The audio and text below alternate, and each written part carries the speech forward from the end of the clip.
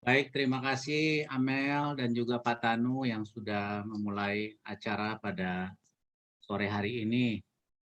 Shalom juga kepada senior saya Pak Antonius Nathan. Apa kabar Pak? Saya jadi agak gimana gitu kalau ada dosen saya ikut belajar juga. Luar biasa, saya sangat respect ya. Beliau ini yang walaupun sudah senior masih tetap mau belajar. Ya baik, pada sore hari ini atau mungkin malam hari ini di Malaysia, karena ada beberapa teman juga dari Malaysia tadi saya dengar yang bergabung. Kita akan belajar bersama ya. Sebetulnya saya bukan ngajarin Bapak Ibu loh, tapi kita mau belajar bersama dari materi yang cukup menarik ini tentang hermeneutika. Ya.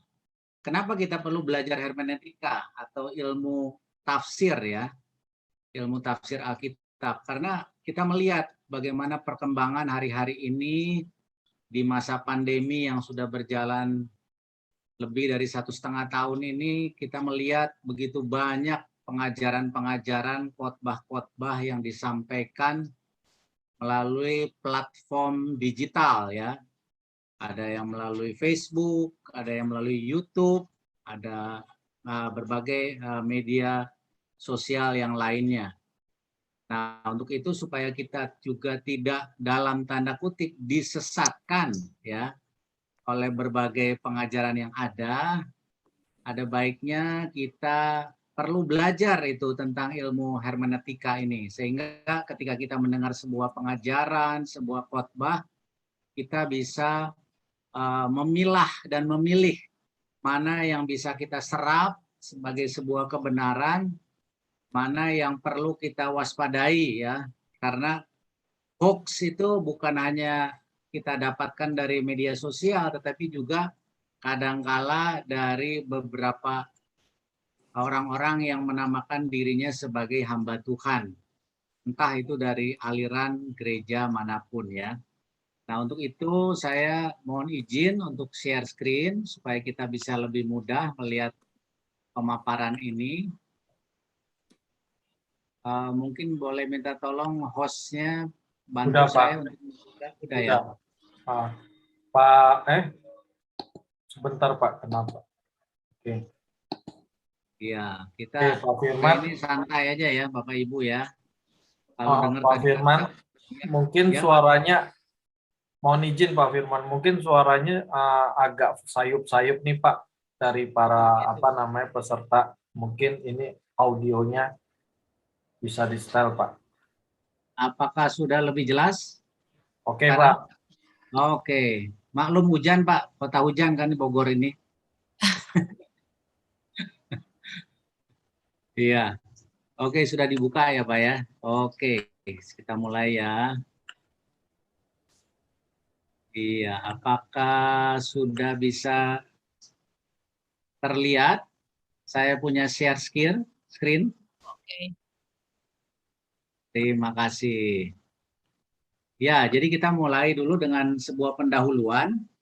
Seperti yang tadi saya sudah sampaikan, di tengah situasi pandemi ini, saya suka dengan istilah dari seorang hamba Tuhan ya. Beliau menyikapi pandemi ini sebagai sebuah kesempatan untuk merubah menjadi akademi. Artinya apa? Di tengah-tengah situasi seperti ini, kesempatan belajar kita tuh lebih banyak ya, melalui media online yang ada. Dan saya juga terus terang mengisi banyak waktu saya dengan belajar ya. Belajar dari berbagai lembaga, institusi gereja, dan seterusnya. Karena kebetulan saya dipercayakan untuk menggembalakan juga sebuah jemaat yang tidak terlalu besar jumlahnya di Kota Bogor, karena ini berbahasa Inggris. Jadi saya bersyukur Tuhan percayakan dengan jiwa-jiwa dari berbagai belahan dunia. Ya. Ada yang dari Belanda, ada yang dari China, ada yang dari India, ada yang dari Singapura, bahkan juga dari Australia dan Amerika. Nah, puji Tuhan dengan perkembangan teknologi seperti ini, kita tidak lagi dibatasi oleh tempat ya, oleh waktu. Jadi kadang ada salah seorang rekan kami itu di Amerika, kebetulan dia sedang mengunjungi anaknya, ketika jam 4 sore kami mengadakan pertemuan di hari Minggu, di sana itu masih jam 4 pagi. Luar biasa, Bapak ini cukup bersemangat ya, tetap mengikuti dan tidak pernah absen.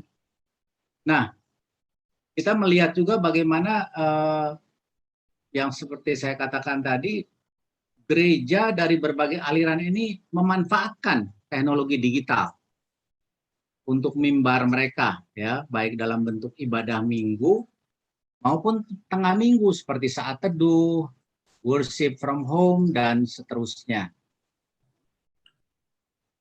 Ya, kita coba lihat slide berikutnya.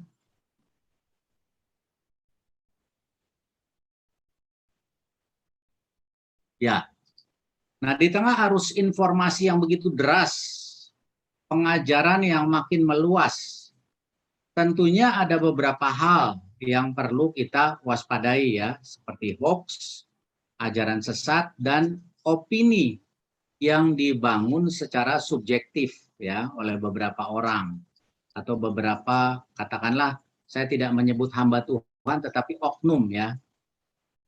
Nah, oleh karenanya dalam konteks kerohanian sangat penting untuk kita memahami dan belajar guna dapat membedakan antara pesan firman Tuhan yang original, yang membangun, atau sebaliknya bisa menyesatkan ya.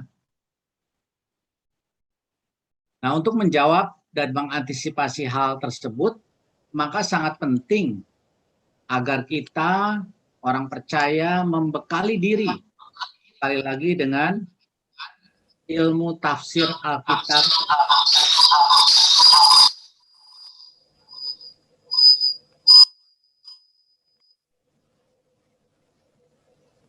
Baik, mungkin bisa minta bantuan host ya untuk mute ya. Terima kasih. Ya, sangat penting untuk kita membekali diri dengan ilmu tafsir Alkitab yang benar ya, atau hermeneutika. Kalau kita bicara tentang hermeneutika, ini sebuah disiplin ilmu yang cukup luas sebetulnya. Tapi kemarin ada pesan sponsor dari Pak Yakub, tolong penyampaiannya tidak terlalu detail ya, tidak terlalu teologis begitu ya, kurang lebih. Jadi lebih disederhanakan untuk kita bisa mempelajari hal-hal yang praktis, ya, langsung praktek. Makanya nanti di akhir daripada materi ini kita akan belajar bersama-sama untuk mengaplikasikan atau praktek bersama untuk melihat satu perikop atau beberapa ayat itu dengan penafsiran yang benar ya. Nah, outline pada sore malam hari ini yang pertama adalah definisi daripada hermeneutika, mengapa dibutuhkan. Lalu yang ketiga, langkah-langkah dalam melakukan penafsiran. Yang keempat adalah studi kasus, seperti yang tadi saya sampaikan. Lalu kita akan masuk ke dalam kesimpulan.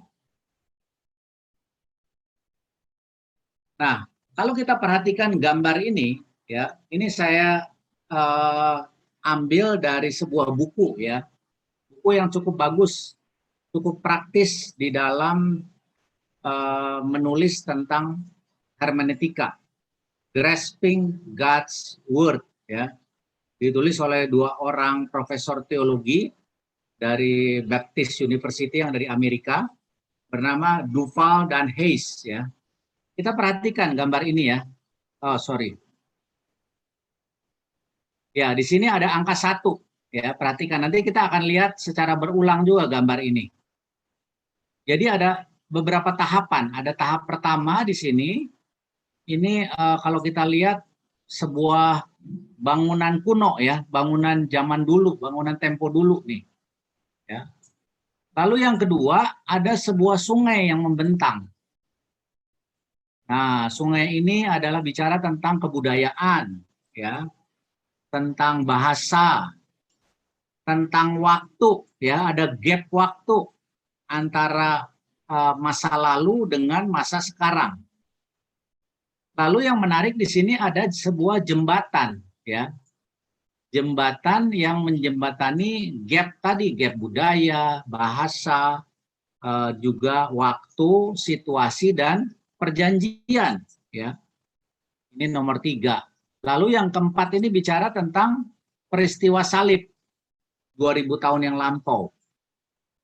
Dan dikaitkan nomor 5 ini adalah keadaan kita saat ini, ya. Berbeda ya kalau kita perhatikan bangunannya antara bangunan masa kini dengan bangunan tempo dulu atau bangunan masa lalu. Nah, kita akan belajar mempraktekannya di slide-slide yang berikutnya kemudian, ya. Jadi ada 5 tahap. Kita memperhatikan masa lalu, ada gap yang harus kita antisipasi, lalu kita membangun jembatan, dan setelah itu kita lihat dari konteks gereja 2000 tahun yang lalu dan juga gereja pada saat ini. Nah, kembali lagi sedikit tentang definisi, ya. Definisi daripada hermeneutik berasal dari bahasa Yunani, hermeneo, menjelaskan atau menginterpretasi, ya, atau menafsirkan. Saya akan bacakan ayatnya dari 1 Korintus 12. 1 Korintus 12 ayatnya yang ke-10. Demikian firman Tuhan. Kepada yang seorang roh memberikan kuasa untuk mengadakan mujizat. Kepada yang lain ia memberikan karunia untuk bernubuat, dan kepada yang lain lagi ia memberikan karunia untuk membedakan bermacam-macam roh. Kepada yang seorang ia memberikan karunia untuk berkata-kata dengan bahasa roh, dan kepada yang lain ia memberikan karunia untuk menafsirkan bahasa roh, ya. Ini memang konteksnya tentang karunia roh. Karunia yang diberikan oleh Roh Kudus kepada semua orang percaya untuk memperlengkapi mereka dalam pelayanan. Tapi perhatikan, kita diberikan karunia juga untuk menafsirkan, ya. Saya kira ini tidak terbatas di dalam bahasa roh saja, tetapi bagaimana kita menafsirkan kebenaran firman Tuhan. Seperti juga yang terdapat di dalam Kisah Rasul pasal yang ke-14, ayatnya yang ke-12. Ya, bagaimana waktu itu para rasul melayani jemaat mula-mula. Nah, dikatakan di ayat 12, Barnabas mereka sebut sebagai Zeus, ya, dewa Yunani. Dan Paulus mereka sebut Hermes, ya, atau mungkin bisa juga disebut sebagai Herme gitu, ya. Karena ia yang berbicara, ya. Jadi sekali lagi kata-kata hermeneo itu diambil dari nama dewa Yunani yang bernama Hermes. Yang fungsinya apa? Menjelaskan atau menginterpretasi. Jadi dewa Hermes ini di dalam mitologi Yunani adalah dewa yang ditugaskan untuk menjadi juru bicara, ya, atau spokesman, atau pemberi penjelasan mewakili dewa-dewa yang lain sehingga tidak terjadi kekacauan komunikasi satu dengan yang lain. Nah, kata-kata itu akhirnya diambil menjadi ilmu hermeneutika, ya, akar kata daripada hermeneutika yang berupa hermeneo. Jadi secara sederhana, hermeneutika dapat didefinisikan sebagai prinsip-prinsip dan seni untuk menafsirkan. Ya, sekali lagi ya, hermeneutika adalah seni untuk menafsirkan dan memahami suatu teks di dalam Alkitab. Nah, terdapat 2 jenis seni untuk menafsirkan ini. Yang pertama, eksegese, atau yang juga kita kenal dengan eksegesis, dan eisegese, atau juga disebut eisegesis. Nah, berikut penjelasannya. Nah, istilah eksegesis sendiri berasal dari bahasa Yunani yang dituliskan sebagai exigiste, yang dalam bentuk dasarnya berarti membawa keluar atau mengeluarkan, ya. Jadi inti daripada eksegese adalah menangkap inti pesan yang dituliskan atau disampaikan lewat teks yang kita baca dengan cara membawa keluar pengertian yang terkandung di dalamnya. Ya. Jadi penafsiran yang benar haruslah eksegese, bukan eisegese. Karena eksegese itu adalah membawa keluar pengertian yang terdapat di dalam teks yang kita baca. Sebaliknya, kalau eisegese itu adalah subjektif, menuntun masuk ke dalam, ya, bermakna bahwa penafsir memasukkan ide-idenya ke dalam teks, ya, ada asumsi-asumsi yang dimasukkan ke dalam sebuah teks, menjadikan teks tersebut bermakna sesuai apapun yang dia inginkan. Nah, ini berbahaya, ya, berbahaya. Jadi bukan Roh Kudus yang memberikan sebuah pengertian kepada kita yang membaca, tetapi kita memasukkan pengertian kita kepada ayat-ayat itu. Makanya sangat penting mengaitkan sebuah teks, sebuah ayat atau lebih itu dengan konteks yang ada. Ya, konteks itu adalah situasi pada saat itu, bahasa yang digunakan, siapa yang menuliskan, ya, dan seterusnya dan seterusnya. Nah, kita masuk ke poin yang kedua, mengapa hermeneutik ini diperlukan? Ya, yang pertama, seorang pembaca adalah seorang penafsir. Ya, jadi ketika seseorang membaca sebuah teks Alkitab, dia tidak bisa secara naif berkata baca dan taati saja. Ya, tentunya kan manusia diciptakan serupa dan segambar dengan Allah. Kita juga diberikan akal budi untuk mencerna sebuah kebenaran firman, untuk mencerna sebuah cerita sejarah yang ditulis dalam Alkitab. Jadi waktu seseorang membaca Alkitab, sesungguhnya dia sedang terlibat dalam sebuah proses penafsiran. Ya, tidak hanya sekedar membaca. Dia tidak bisa mendatangi sebuah teks dengan netral, dengan sikap yang netral. Dia datang dengan membawa dua hal. Yang pertama, presuppositions, dan yang kedua, pre-understanding. Ya. Jadi yang pertama adalah presupposition, dan yang kedua, pre-understanding. Apakah itu? Nah, ini gambarnya. Ya. Jadi seorang penafsir, atau saya tulis di sini sebagai interpreter, ketika dia membaca sebuah ayat dalam Alkitab, biblical text, dia itu membawa dua hal di dalam pikirannya, presuposisi dan pre-understanding. Nanti kita akan lihat apa itu maksudnya. Ya. Lalu jangan lupa dikaitkan juga ketika kita membaca Alkitab itu sebuah ayat atau sebuah teks dikaitkan dengan konteksnya, konteks pada zaman tersebut, konteks budaya, konteks bahasa, konteks waktu, ya, dan seterusnya. Konteks penulis, latar belakangnya seperti apa. Baru nanti bisa diterjemahkan, diinterpretasikan oleh si interpreter atau penafsir tersebut.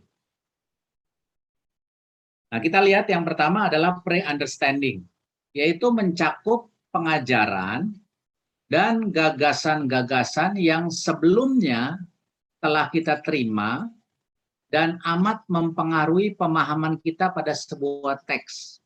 Ya, jadi ada pengajaran dan gagasan yang sudah kita terima lebih dahulu. Itu yang disebut dengan pre-understanding, sebelum kita memahami sebuah teks. Nah, pre-understanding ini ternyata bisa berubah pada waktu berhadapan dengan penemuan data-data baru yang lebih meyakinkan. Ya, mungkin dari sudut pandang sejarah dengan ditemukannya gulungan kitab Laut Mati misalnya, ya. Sebelum ditemukan itu tentunya pre-understanding kita berbeda, tapi setelah kita mempelajari tentang gulungan kitab Laut Mati, nah kita ada pemahaman yang lebih baru lagi, diperbarui. Nah, bagaimana dengan presupposition? Beda dengan pre-understanding, karena apa? Dia lebih mengarah kepada asumsi-asumsi dasar yang kita pegang. Contoh, kepercayaan tentang keberadaan dunia supranatural ya dari kelompok Pentakosta. Salah satunya mujizat ya. Lalu karunia. Karunia kan banyak, ada karunia kesembuhan ya. Nah, tentu amat berbeda dengan kepercayaan yang sebaliknya yang tidak meyakini bahwa ada dunia supranatural seperti dari kaum agnostik, Kristen agnostik yang mengandalkan ilmu pengetahuan sepenuhnya. Ya. Nah, tentunya dalam hal ini kita harus memiliki sebuah pandangan yang berimbang, ya, tidak sepenuhnya supranatural, tetapi juga ilmu pengetahuan di dalamnya perlu kita kombinasikan. Nah, keragaman pemahaman dalam berbagai tradisi Kristen, ya, jadi kembali lagi aliran seperti apa gereja di mana kita bernaung, kita berjemaat itu akan sangat mempengaruhi cara berpikir kita.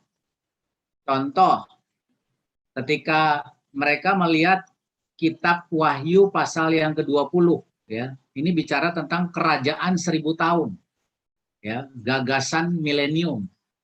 Ada pandangan yang berkata bahwa Kristus datang, ya, ini dikaitkan dengan eskatologi, ya, kedatangan Tuhan yang kedua kali. Bahwa Kristus itu akan datang sebelum masa kerajaan 1000 tahun. Ya. Lalu ada lagi yang berkata bahwa Kristus akan datang sesudah masa kerajaan 1000 tahun. Tapi ada pandangan yang lain yang berkata bahwa sesungguhnya tidak ada kerajaan 1000 tahun, ya. Kita ini sudah memasuki masa kerajaan 1000 tahun pada saat ini. Jadi yang kita lakukan adalah menantikan kedatangan Kristus. Seperti itu. Nanti kita akan lihat bagannya, ya. Nah, di dalam 1 Korintus 13 ayat yang ke-10, kalau saya boleh bacakan lagi 1 Korintus 13 ayat yang ke-10. Dikatakan begini, tetapi jika yang sempurna tiba, maka yang tidak sempurna itu akan lenyap. Nah, ini juga bisa menimbulkan penafsiran yang beragam, ya, beragam. Nah, kaum sesasionis, ya, itu mereka percaya bahwa waktu kanonisasi Alkitab, ya, tahun 300 sekian, itu adalah final. Artinya ini adalah sesuatu yang sempurna, yang sudah tidak akan ada lagi yang lain. Tetapi yang sebaliknya dari kaum non-sesasionis, yang sempurna itu masih akan dinantikan dan akan datang sampai kedatangan Tuhan. Ya. Disebut juga dengan parusia atau second coming. Ya. Jadi ini beberapa pandangan supaya kita bisa lebih diperkaya, ya, untuk melihat dari berbagai sudut, dan tentunya kita tidak memihak kepada satu pandangan, itu diserahkan kembali kepada aliran gereja di mana kita berjemaat, ya. Tapi ini penting untuk kita pahami supaya dikaitkan dengan ilmu tafsir tadi, hermeneutik. Nah, contoh, ya, ini perbedaan pandangan eskatologi, ya, terkait dengan milenium. Kita perhatikan, ya, bagannya, ya. Jadi yang pertama ada pandangan amilenial, kerajaan 1000 tahun itu tidak akan terjadi, ya, karena ini sudah berlangsung katanya. Lalu pandangan yang kedua postmilenial, dikaitkan dengan eskatologi, kedatangan Tuhan itu setelah kerajaan 1000 tahun. Lalu yang terakhir premilenial itu percaya bahwa kerajaan 1000 tahun akan terjadi sesudah kedatangan Tuhan kali yang kedua. Kita lihat, ya, premilenial ini ternyata ada juga cabang-cabang paham yang lain yang menyangkut dengan tribulasi. Tribulasi itu masa aniaya, ya, atau disebut juga dengan masa antikris. Jadi dikatakan kedatangan Tuhan itu akan terjadi sebelum masa aniaya, ya, makanya disebut sesudah masa aniaya, ya, post trib. Jadi kedatangan Tuhan akan terjadi sesudah masa aniaya. aniaya besar tentunya di sini ya, bicara tentang masa antikris.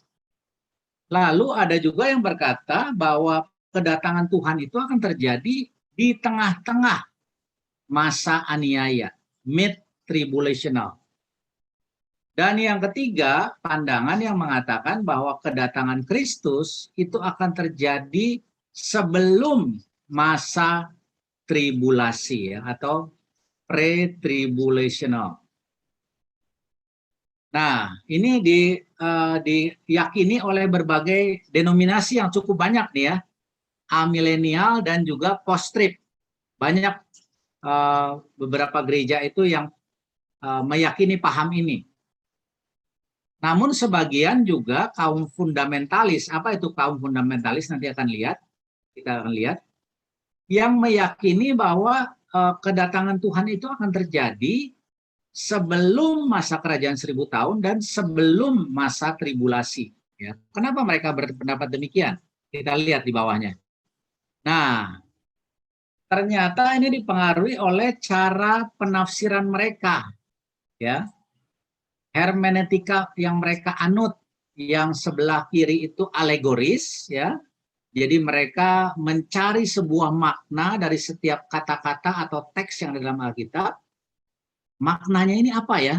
Ya, walaupun mungkin bentuknya simbolis, figuratif ya, tetapi di sisi yang lain kaum fundamentalis ini sangat percaya akan sebuah penafsiran yang tertulis. Jadi apa yang tertulis itulah yang ditafsirkan. Makanya disebut dengan literal ya. Secara literal, apa yang tertulis dalam Alkitab pengertiannya sedemikian. Seperti itu.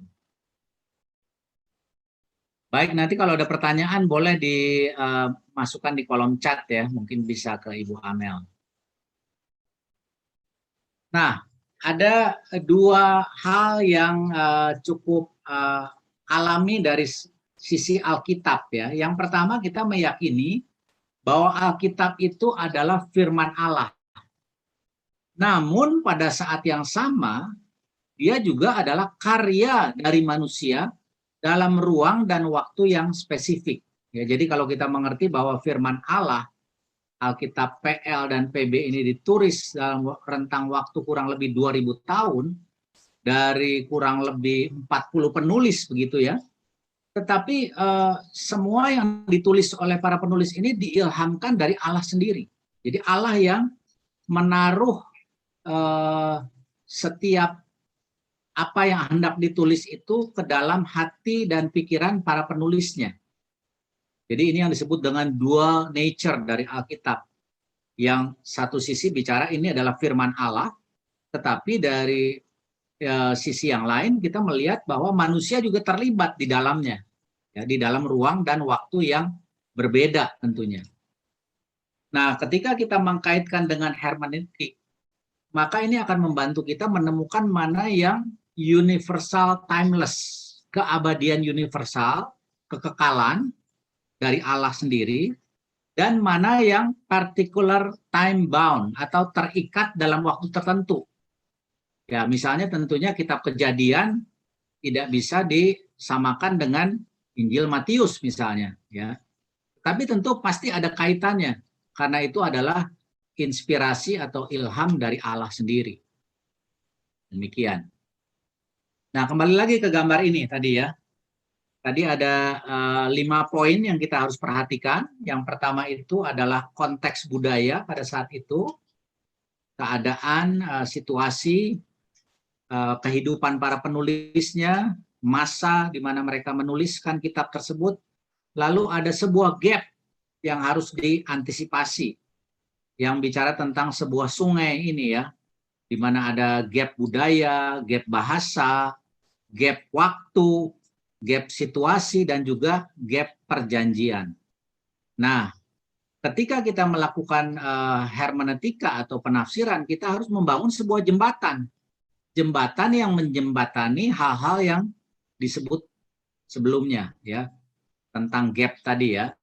Juga dikaitkan dengan karya salib Kristus dan tentunya dengan konteks kekinian di poin nomor 5. Ya, ini saya keluarkan satu-satu ya. Jadi pertama, apa yang harus kita lakukan? Kita harus perhatikan kota mereka, ya. Kota mereka pada saat itu, their town, ya. Kita lagi melakukan ini nih, observasi. Nanti aplikasinya akan saya kasih juga terhadap ayat-ayat yang sudah disiapkan. Lalu yang kedua apa? River measurement. Artinya apa? Pengukuran daripada gap. Sungai ini melambangkan sebuah gap, ya. Gap budaya, bahasa, waktu, dan seterusnya. Nah, lalu kita membangun jembatan penafsiran yang menjembatani gap tadi kepada saat sekarang, ya. Dan tentunya jangan dilupakan tentang peta Alkitab sendiri, ya, dari sisi sejarah, dari sisi budaya, dari sisi penulis, ya, dari sisi rencana agung Tuhan, ya. Kalau kita perhatikan dari kitab Kejadian sampai Wahyu itu sebetulnya bicara tentang rancangan agung Tuhan kepada manusia. Apakah itu? Keselamatan, ya. Jadi setiap kitab-kitab yang ada baik di PL dan PB itu pasti ada benang merahnya yang berbicara tentang Kristus, tentang karya keselamatan yang akan dikerjakan oleh Tuhan kita. Ini biblical map-nya. Dan yang terakhir, nah, kita kaitkan dengan keadaan pada saat ini. Kota kita sekarang, ya. Keadaan kita pada saat ini. Nah, ini harus dihubungkan, ya, antara 1, 2, 3, 4, dan 5. Ya, harus dihubungkan. Tidak bisa dipisah-pisahkan. Jadi, ini yang bicara yang tadi tentang konteks tadi. Harus kontekstual ketika kita menafsirkan. Nah, sekarang kita akan coba lihat satu persatu, ya. Step 1-nya apa? Memahami teks dalam kota asalnya. Ya, kita harus ajukan pertanyaan tuh. Apa makna dari teks tersebut bagi penulis dan pembaca mula-mula? Ya, jadi ketika kita membaca sebuah ayat dalam Perjanjian Lama misalnya, dalam kitab Yosua, apa makna dari teks tersebut bagi penulis dan pembaca mula-mula? Nah, yang harus dilakukan dalam step ini adalah bacalah teks tersebut dengan cermat dan lakukan observasi, ya, lakukan penelitian. Pelajari, kan kita selain Alkitab tentunya kita punya Alkitab penuntun hidup berkelimpahan, ada Bible study, ya, ada commentaries, ada dictionaries, ada macam-macam alat-alat yang membantu kita melakukan observasi ini. Ada buku-buku sejarah, ya. Jadi pelajari konteks sejarah dan sastranya. Nah, buatlah kalimat yang menyatakan makna dari perikop tersebut bagi penulis dan pembaca mula-mula. Sederhananya begini, ketika kita baca satu ayat, kita kurang mengerti maksud daripada ayat tersebut, kita baca seluruh perikop, ya, seluruh perikop untuk mendapatkan konteksnya. Lalu setelah itu apa? Mungkin kita belum terlalu mengerti juga setelah baca satu perikop. Baca satu pasal, ya, baca satu pasal supaya kita mendapatkan konteks yang lebih jelas. Seperti itu kira-kira. Nah, step yang kedua apa? Ya, kalau yang tadi yang pertama kita melihat tentang kota mereka, ya, gambar 1 ini. Yang kedua kita lihat gambar sungainya. Mengukur lebar dari sungai yang harus diseberangi, yaitu sungai waktu, sungai budaya, sungai bahasa, sungai situasi, gitu ya. Nah, kita ajukan pertanyaan lagi, apa yang menjadi perbedaan-perbedaan di antara pembaca mula-mula dengan kita saat ini? Ya. Nah, kita coba cari gap-nya. Nah, yang harus dilakukan adalah perhatikan yang tadi saya sudah sampaikan, perbedaan-perbedaan budaya, bahasa, waktu, dan perjanjian. Lalu apa? Fokus pada perbedaan-perbedaan unik yang ditemukan dalam teks yang khusus, ya. Kadang-kadang dalam beberapa ayat itu ada teks yang khusus, ada penekanan khusus. Nah, itu yang harus kita perhatikan. Fokuskan kepada hal tersebut. Nah, yang ketiga baru kita membangun sebuah jembatan ya, untuk menjembatani prinsip-prinsip atau dari gap yang ada di antara masa lalu dengan masa kini. Ajukan pertanyaan juga, apakah yang menjadi prinsip teologis dari perikop tersebut? Yang harus dilakukan, ingat perbedaan-perbedaan dalam step 2 tadi ya, kenali kemiripan di antara pembaca mula-mula dan pembaca saat ini. Perhatikan perbedaan-perbedaan dan kemiripan tersebut dengan cermat, temukan prinsip teologis ya, yang berlaku di sana, dulu, saat itu, dan di sini, saat sekarang. Tuliskan prinsip teologis tersebut dengan menggunakan present tense atau kalimat saat ini. Nah, prinsip teologis itu harus direfleksikan ya dalam teks. Jadi biar teks itu yang berbicara pada kita, tidak dibatasi oleh waktu dan tidak terikat pada situasi yang khusus. Juga tidak dibatasi budaya, sesuai dengan pengajaran bagian-bagian lain dari Alkitab. Kita kan tahu kalau dalam beberapa ayat itu di dalam Alkitab ada cross reference ya, ada keterkaitan antara satu ayat dengan ayat yang lainnya, ada kemiripan di dalamnya, ada pengertian yang sama. Juga kaitkan dengan relevansi bagi pembaca mula-mula dan modern. Step 4, konsultasikan dengan peta Alkitab. Ajukan pertanyaan lagi, bagaimana prinsip teologis yang kita temukan itu sesuai dengan bagian-bagian lain dari Alkitab. Ya, jadi ada keterkaitan kan antara kitab satu dengan kitab yang lain, bahkan antara perjanjian lama dengan perjanjian baru pun itu ada kaitannya, erat kaitannya. Nah, jika teks Anda ada dalam PL, prinsip teologis yang Anda simpulkan, tanyakan apakah PB menambahkan sesuatu atasnya atau memodifikasi prinsip yang kita temukan. Baru yang terakhir, memahami teks dalam kota kita sendiri. Ajukan pertanyaan, bagaimana orang Kristen masa kini bisa menghayati prinsip-prinsip teologis tersebut, ya, mengaplikasikannya, mengkontekstualisasikannya di dalam kehidupan yang kita jalani pada saat ini. Nah, sekarang kita mau belajar bersama-sama nih. Kita ambil ya dari prakteknya itu bagaimana kita mempelajari sebuah studi kasus dari kitab Yosua pasal 1 sampai 1 sampai 19 ya. Ya. Ini ayat-ayatnya kebetulan sudah saya tampilkan semua ya.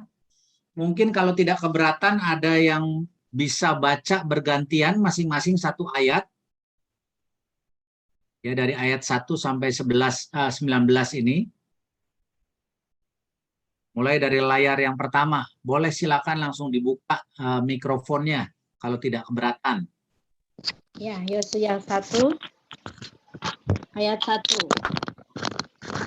Sesudah Musa hamba Tuhan itu mati, berfirmanlah Tuhan kepada Yosua bin Nun, abdi Musa itu demikian. Hambaku Musa telah mati, sebab itu bersiaplah sekarang. Seberangilah sungai Yordan ini, engkau dan seluruh bangsa ini, menuju negeri yang akan kuberikan kepada mereka, kepada orang Israel itu. Setiap tempat yang akan diinjak oleh telapak kakimu, kuberikan kepada kamu seperti yang telah kujanjikan kepada Musa. Terima kasih. Lanjutkan. Boleh yang lain kalau mau bergantian, silakan. Dari padang gurun dan gunung Libanon yang sebelah sana itu sampai ke sungai besar, yakni sungai Efrat, seluruh tanah orang Het sampai ke laut besar di sebelah matahari terbenam, semuanya itu akan menjadi daerahmu. Ayat 5, seorang pun tidak akan dapat bertahan menghadapi engkau seumur hidupmu, seperti aku menyertai Musa. Demikianlah aku akan menyertai engkau. Aku tidak akan membiarkan engkau dan tidak akan meninggalkan engkau. Terima kasih. Mohon dilanjutkan. Ayat 6 dan 7. Ayat 6, kuatkan dan teguhkanlah hatimu, Sebab engkaulah yang akan memimpin bangsa ini memiliki negeri yang kau janjikan dengan bersumpah kepada nenek moyang mereka untuk diberikan kepada mereka. Ayat 7, hanya kuatkanlah dan teguhkanlah hatimu dengan sungguh-sungguh. Bertindaklah hati-hati sesuai dengan seluruh hukum yang telah diperintahkan kepadamu oleh hambaku Musa. Janganlah menyimpang ke kanan atau ke kiri supaya engkau beruntung kemanapun engkau pergi. Terima kasih. Silakan Ayat dilanjut. 8, janganlah engkau lupa memperkatakan kitab Taurat ini. Tetapi renungkanlah itu siang dan malam, supaya engkau bertindak hati-hati sesuai dengan segala yang tertulis di dalamnya. Sebab dengan demikian, perjalananmu akan berhasil dan engkau akan beruntung. Ayat 9. Bukankah telah kuperintahkan kepadamu, kuatkan dan teguhkanlah hatimu, janganlah kecut dan tawar hati, sebab Tuhan Allahmu menyertai engkau kemanapun engkau pergi. Amin. Terima kasih Bapak-Bapak dan Ibu-Ibu yang sudah membacakan. Jadi ternyata bukan ayat sampai ayat 19, tapi sampai ayat 9 saja. Nah, sekarang kita masuk ke step pertama. Apa makna teks bagi pendengar mula-mula? Ya, pendengar yang hidup di zaman yang tidak terlalu jauh dengan kehidupan Yosua ketika itu. Ya, dikatakan Tuhan memerintahkan Yosua, seorang pemimpin baru Israel, untuk menggantikan Musa, untuk meneguhkan dan menguatkan hatinya, karena ada hadirat Tuhan yang menyertai mereka. Dan Yosua juga harus mentaati dan merenungkan hukum Taurat itu, supaya ia berhasil dalam misi penaklukan tanah perjanjian. Jadi ini adalah makna teks yang pertama yang kita dapatkan, ya. Bagaimana Yosua itu mendapatkan sebuah perintah dari Tuhan, di mana waktu itu dia menggantikan Musa untuk memimpin orang Israel masuk tanah perjanjian. Dan Tuhan menjanjikan bahwa ada hadirat Tuhan yang akan menyertai Yosua, menyertai bangsa Israel. Tapi syaratnya adalah Yosua harus taat dan merenungkan hukum Taurat siang malam dalam kehidupannya. Nah, ini step yang pertama. Jadi makna teks itu bagi pendengar mula-mula adalah seperti ini. Lalu yang kedua, apa perbedaan di antara pendengar mula-mula dengan kita saat ini? Nah, di sini kita temukan bahwa kita ini kan bukan pemimpin bangsa Israel, berbeda dengan Yosua. Meski beberapa orang mungkin di antara kita pemimpin dalam gereja. Nah, yang kedua, kita juga tidak terlibat dalam misi penaklukan tanah perjanjian. Dan selain itu pun kita tidak berada dalam ikatan perjanjian. Ya, tadi ingat gap atau sungai, salah satunya membahas juga tentang gap perjanjian. Kita tidak berada dalam ikatan perjanjian seperti yang dijalani oleh umat Israel. Ingat ya, makanya itu disebut perjanjian Tuhan dengan bangsa Israel. Ya. God's covenant with the Israelites.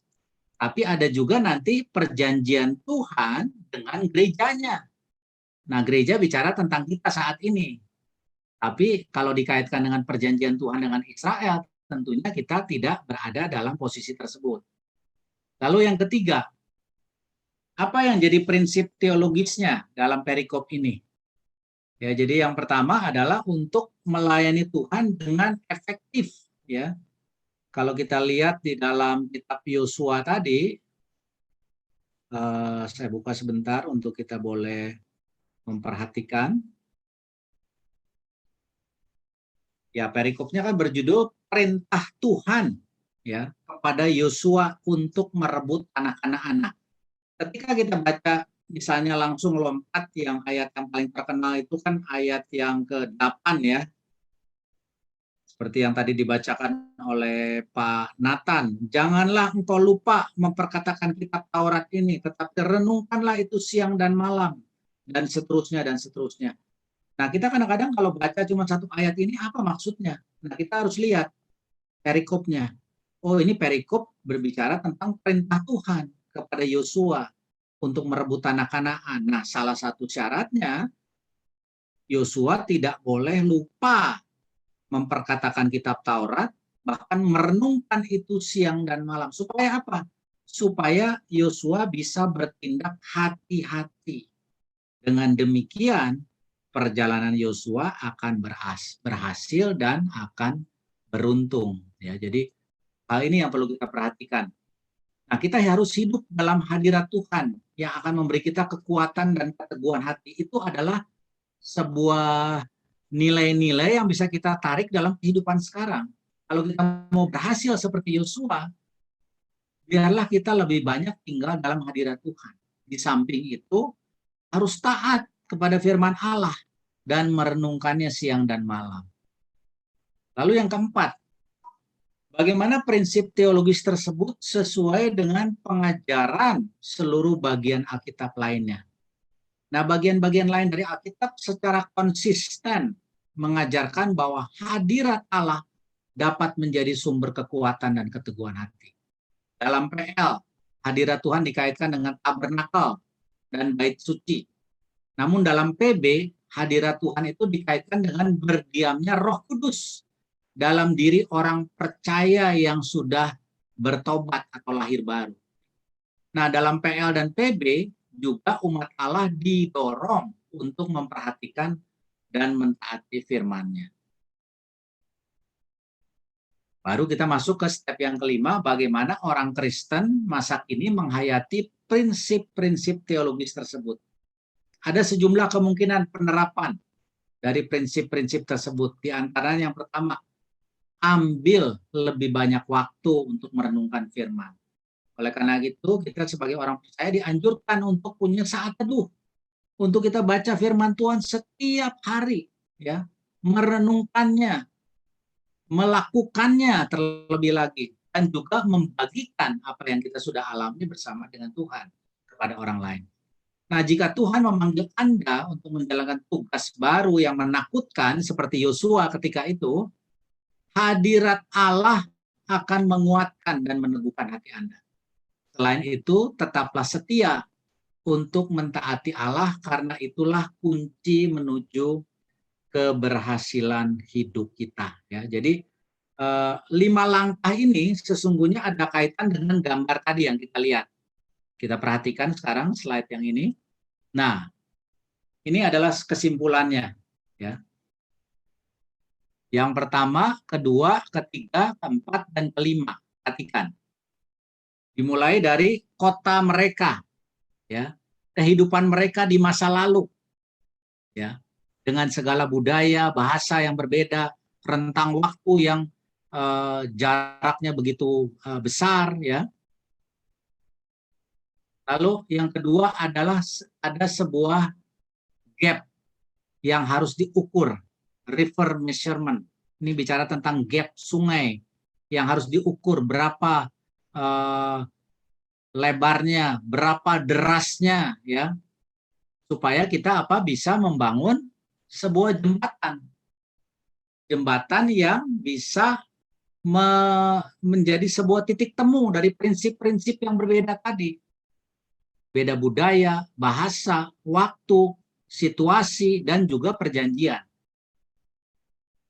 dan dikaitkan dengan peta Alkitab yang kita punya, ya, dari kitab Kejadian sampai Wahyu. Dan pada akhirnya kita akan sampai di mana kita hidup pada saat ini, yaitu kota kita. Perhatikan, ya, harus tersambung antara kota mereka dengan kota kita, antara budaya mereka dengan budaya kita, antara waktu mereka dengan waktu kita, ya. Dengan segala perbedaannya, tetapi bisa ditemukan ada keterkaitan satu dengan yang lain. Ya, akhirnya kita sampai kepada kesimpulan ini. Kayak kita sudah lakukan observasi tentang keadaan mereka saat itu, ya, kota mereka seperti apa, budayanya, bahasanya, kebiasaan mereka, ya, juga penulis yang hidup pada masa itu. Lalu yang paling banyak itu adalah di sisi interpretasi atau penafsirannya. Ini menyangkut gap sungai tadi. Lalu membangun jembatan, ya, mengkaitkan antara masa lalu dengan masa sekarang yang juga dipagari oleh map di dalam Alkitab, peta Alkitab maksud saya, ya, dipagari oleh nilai-nilai yang ada dan juga peta Alkitab secara keseluruhan. Baru kita yang bisa melakukan yang ketiga, yaitu mengaplikasikannya di dalam kehidupan kita saat ini. Ya, ya, sekali lagi materi ini saya ambil dari sumber yang ditulis dari buku Grasping God's Word, ya, yang ditulis oleh J. Scott Duval dan J. Daniel Hayes. Mereka adalah profesor teologi di Baptist Seminary di Amerika. Ya, ini sudah, yang saya tahu mereka sudah terbitkan edisi keempat. Ini waktu itu masih edisi ketiga tahun 2012. Jadi buku ini sangat menarik banyak kalangan untuk dipelajari, tidak hanya kaum teolog tetapi juga kaum awam, karena ini bahasanya sangat sederhana dan bisa mudah dimengerti dengan dibantu dengan gambar-gambar yang ada. Demikian dari saya, Tuhan Yesus memberkati.